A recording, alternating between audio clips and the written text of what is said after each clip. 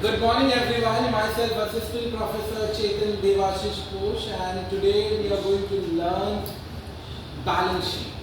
We are going to see various entries under balance sheet, and we are going to see how this entries, basically how this various entries items can be posted in the liability as well as in the asset side, and why we should post it in the asset side and the liability side. The first thing that we need to understand that we are learning balance sheet for sole proprietor. So basically sole proprietor may have a very small business. So the entries or the items that we can see for sole proprietor would be comparatively less, because it's not a company wherein they will deal with several projects. They have limited resources. So limited asset and limited liabilities is one of the features. Now, when you see the balance sheet of a company has several items under asset as well as under liability. Why? Because company undertakes several projects. They have several departments. Several departments would need several resources. And when company has huge amount of resources, of course the entries for the asset and liabilities would be more. But will it be in case of sole proprietor? The answer for this question is but obviously no. There are few entries which are very common in nature and which you will see always. Example, let me talk about plants and machinery. Okay, computers, furniture and fixtures. Then land and building. What exactly are they? क्या है ये सारी चीज? Basically ये कोई भी organization firm का क्या होता है? Assets. What does it mean? वो चीज जिसके मदद से हम बिजनेस करेंगे. अब मेरा अगर छोटा सा भी यूनिट है, then I would need plant and machinery, not plant but machinery. Plant is a bigger version of machinery. जब आप बहुत सारे machines combination में रखते हो for transferring raw material from process 1 to process 2, process 2 to process 3, इसको हम plants बोलते हैं. Okay. But in case of sole proprietor, we may only see machinery. He may only have computers. He may only have land, small premises, machinery. जमीन में रखना होगा ना. Computers भी premises चाहिए ना, एक छोटा सा ऑफिस चाहिए जहाँ पे वो रख के अपना काम कर सके. Sole proprietor इतना तो करेगा. Computers की जरूरत होती है, furnitures की जरूरत होती है. Now, these are all things which are considered or come under the category of asset. Okay. Balance sheet में एक चीज is very important. Balance sheet में आपको डेबिट साइड क्रेडिट साइड कुछ नहीं करना है. Balance sheet is always in the books of balance sheet as on for the year ended, as on 31st March, as on 1st April, as on 31st December, whatever the question given. Okay, इसमें जो dates रहेगा balance sheet as on करते हैं. Why we write as on not for the year ended? सबसे पहले it is not, balance sheet is not an account the way we say trading account, profit and loss account. उसके लिए in order to differentiate हम बोलते हैं balance sheet as on. या मैंने sheet में लिखा है बैलेंस शीट आता है. Basically balance sheet is nothing but balances of your asset, balances of your liability. Of whose? Not sole proprietor, of the firm. Sole proprietor balance sheet जो बनता है ना, वो sole proprietor के लिए बनता है, but from firm's point of view. Why I'm saying this? If you agree with this point, well and good, and if you find it very difficult, so balance sheet जो बनता है, it is on behalf of the firm. I'm not able to digest this statement. It's fine then. Sole proprietor के लिए बनता है वो समझ. Sole proprietor के लिए, but fundamentally that would be wrong, because ये जो भी बुक्स बना रहे हैं वो हम कंपनी फर्म के बेसिस के ऊपर बना रहे हैं, ऑर्गेनाइजेशन के बेसिस के ऊपर बना रहे हैं। ओके, बैलेंस शीट में दो ही साइड होगा, liability and assets, liability amount, asset amount. Asset side में वो सारी चीजें आएंगी जिसके मदद से एक फर्म अपना बिजनेस करेगा। ओके, और लायबिलिटी साइड में वो सारी चीजें आएंगे wherein it will tell us कि पैसे कहां से आए बिजनेस करने के लिए। I repeat myself again, liability side में क्या आएगा, पैसे कहां से आएंगे बिजनेस करने के लिए। अब पैसे आ गए, लायबिलिटी साइड में क्या आएगा, from where did we get all this money? Okay, where, from where? So basically it will talk about sources of fund. When you will learn Companies Act 1956 और कंपनीज के फ्यूचर में जाकर अगर आपने companies act के हिसाब से balance sheet बनाया तो पूरे लायबिलिटी साइड को एक टर्म दिया गया, सोर्सेज ऑफ फंड, कि कहाँ से पैसा आया, sources of fund will come under that. और फिर एसेट को, okay fine, they have said the application of fund, what they have said, application of fund, here it is sources, application। Liability side में भाई पैसा कहां से आया, asset side में ये पैसा कहां अप्लाई किया। Okay, is it simple to understand, is it complicated?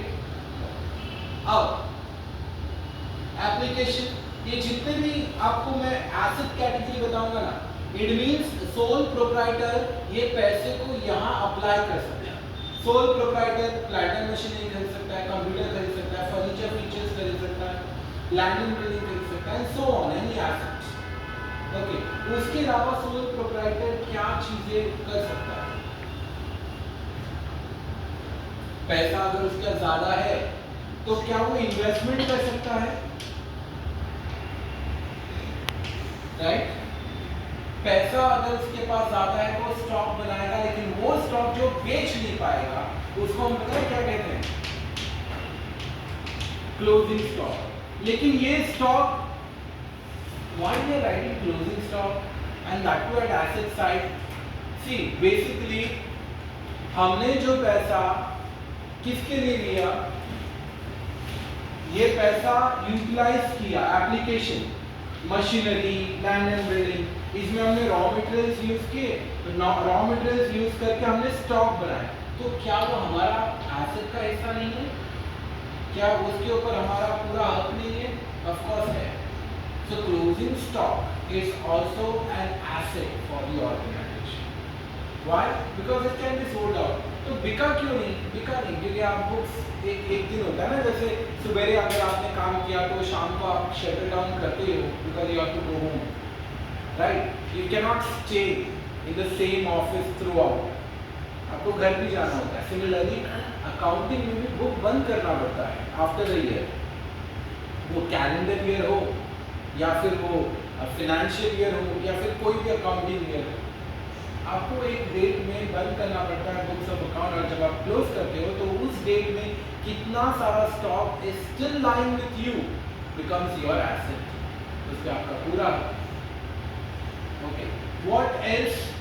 कुछ चीजें जो हमने लोगों को दिया है इन द फॉर्म ऑफ उधार, जिसको हम डेटर्स बोलते हैं, इसका एक और नाम है bills receivables. You know what is debtors? मैंने किसी को अपना स्टॉक दे दिया, गुड्स दे दिया, लेकिन बदले में से पैसा नहीं लिया। बदले में क्या लिया? प्रॉमिस लिया कि भाई तुम मुझे पैसा बाद में दे दोगे।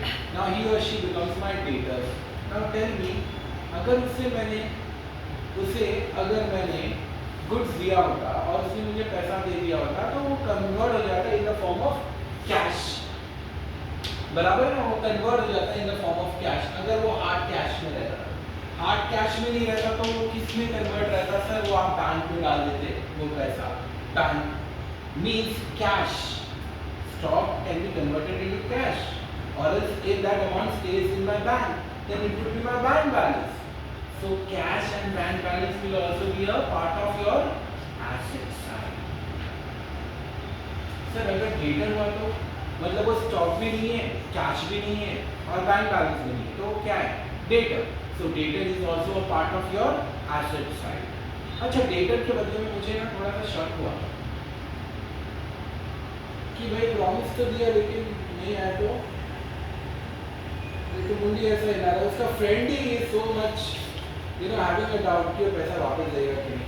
देन आई टोल्ड हिम कि भाई मुझे लेटर में लिख के that on so and so date you will pay me so and so amount, that becomes bill receivable.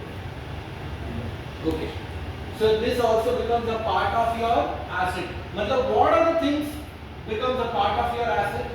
पैसे का क्या यूटिलाइज कर सकते हो? अब ये सारी चीजें खरीद सकते हो, या फिर कहीं इन्वेस्टमेंट कर सकते हो. ओके, या फिर अगर आपने गुड्स बेच दिया, कैश है, तो that is also your account, becomes your asset. Bank balance becomes your asset. अगर पैसा नहीं है तो debtors becomes your asset and bill receivables becomes your asset. Is it clear? छोटा सा बिजनेस है, इससे ज्यादा क्या होगा उसके पास सोल प्रोप्राइटर के. अच्छा, अब इसके अलावा भी बहुत सारे एंट्रीज होते हैं. Then why am I not teaching? Simple सी बात है, ये किसके बुक्स में बनाने की कोशिश कर रहे हैं? सोल. तो उसके हिसाब से ही सोचिए. Let's think as per his business.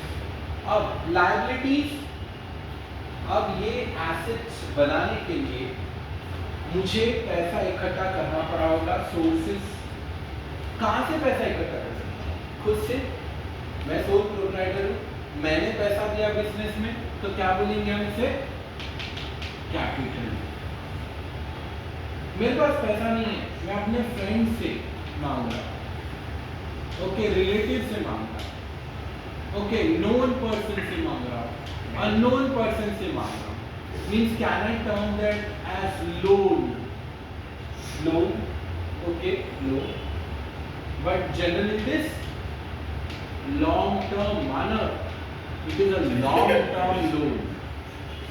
Generally it is a long term loan. Okay, क्योंकि मैं किसी से अगर पैसा मांग रहा हूँ बिजनेस करने के लिए, मतलब आज मैं पैसा मांगूंगा, कल वापस दे दूंगा उसे?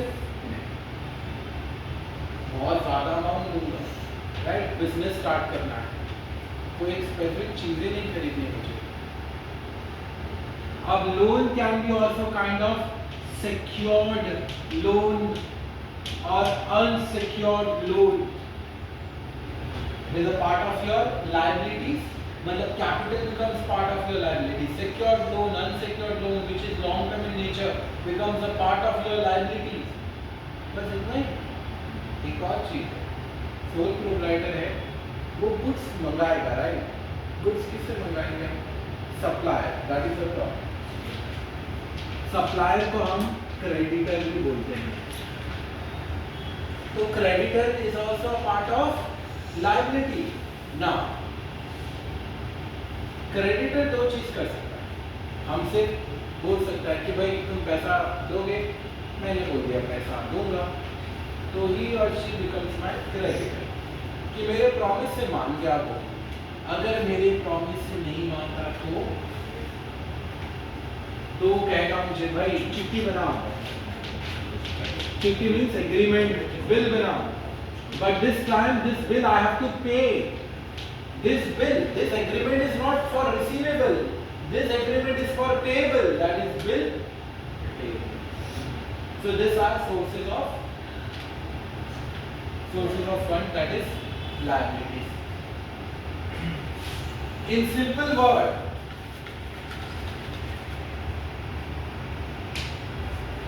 अगर आप बैलेंस शीट को देखोगे, balance sheet as on, so these are the major entries which will come. Liabilities amount, assets amount. Business को चलाना है, बनाना है. ओके, तो मुझे क्या चाहिए? कैपिटल. ओके, उसके अलावा क्या? लोन, पैसा अगर कम पड़ रहा है, यूएस से सर ज्यादा पैसा है तो लोन की जरूरत है, लोन की जरूरत नहीं है। सब सोल प्रोप्राइटर ऐसे नहीं होंगे ना। लोन कैन बी secured और अनसिक्योर्ड, या फिर इसके अलावा क्रेडिटर्स, जिसको हम क्या कह सकते हैं, बिल्स पेबल। ये सारी चीजें क्या हैं, are different form of liabilities या different ways of accumulating funds for my business. ये सारे के सारे एक फर्म के लिए क्या हो जाता है, लायबिलिटीज, क्योंकि ये जिम्मेदारी बन जाती है फर्म की, ये सारे पैसे वापस कैसे ना कैसे लौटाया जाए। फर्म किसको लौटाना चाहता है ये पैसा? अगर ओनर का है तो ओनर को, अगर बाहर वालों का है सिक्योर्ड अनसिक्योर्ड लोन तो बाहर वालों को, सप्लायर का है तो सप्लायर्स को लौटाने की जिम्मेदारी, लायबिलिटी की जिम्मेदारी, ओके, किससे, कर्जा से रिलेटेड। ये किसकी जिम्मेदारी बन जाती है? फर्म की बन जाती है टुवर्ड्स दिस डिफरेंट पार्टीज, क्योंकि इन लोगों ने क्या बनाया है, इन द बुक्स ऑफ, ओके, सोचो मेरा छोटा सा स्टोर है चेतन स्टोर्स, ये चेतन स्टोर्स की लायबिलिटी बन जाती है कि चेतन से जो पैसा लिया, चेतन ने जिन से लोन लिए, या फिर चेतन जिनसे गुड्स सप्लाई या डील करता है, रॉ मटेरियल्स मंगाता है, इन सबको पैसे वापस देने हैं, तो they become a part of liability. Is it clear? Yes. Now this Chetan stores में also have some assets like machinery, okay, like furnitures, like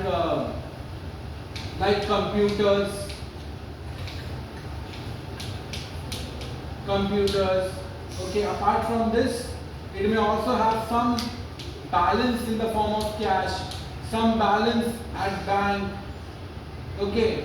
Apart from this, कुछ उधार दिए जिन्होंने पैसा अब तक दिया नहीं, डेटर्स, जिनसे मैंने प्रॉमिस लिया, bills payable, sorry not payable, bills receivable. Am I correct? इधर पेबल है क्योंकि मुझे पे करना है, और यहाँ बिल्स रिसीवेबल। अगर सोचो कोई ऐसा स्टॉक है जो बिका ही नहीं, अगर बिक गया तो डेटर्स, और डेटर्स से हमने प्रॉमिस लिया तो बिल्स रिसीवेबल, ओके। बिक गया क्लोजिंग स्टॉक तो या तो कैश के फॉर्म में या तो बैंक के फॉर्म में रहेंगे। ये सारे क्या हैं मेरे? This all are nothing but my assets. And you will always see, what you will see, the total of your liability would be always the total of your asset, and when you see this, the total matches, then your life is sorted, क्योंकि आपने जितना पैसा लगाया था आपको पूरा हिसाब मिल रहा है कि वो पैसा कहाँ है, जितना पैसा मार्केट से उठाया उसका क्या यूटिलाइजेशन हुआ ये आपको बताना है। This is nothing but known as balance sheet. Is it clear? Any questions that you have in your mind? Perfect.